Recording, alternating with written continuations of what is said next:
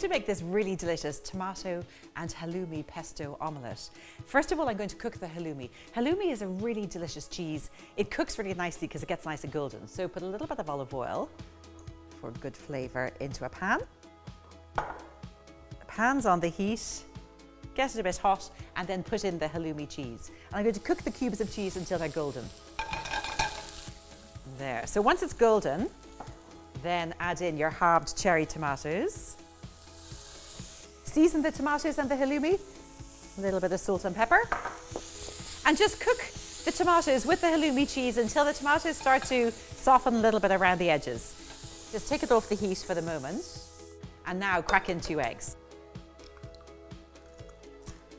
And a pinch of salt. Some pesto.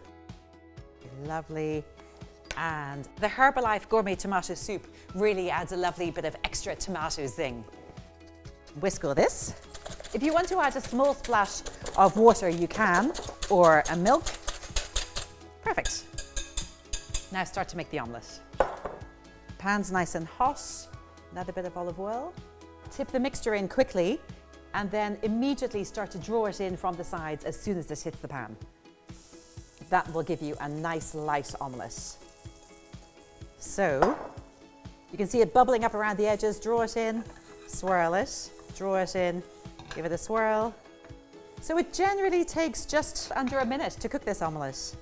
When it's almost cooked, tip the tomatoes and the halloumi in.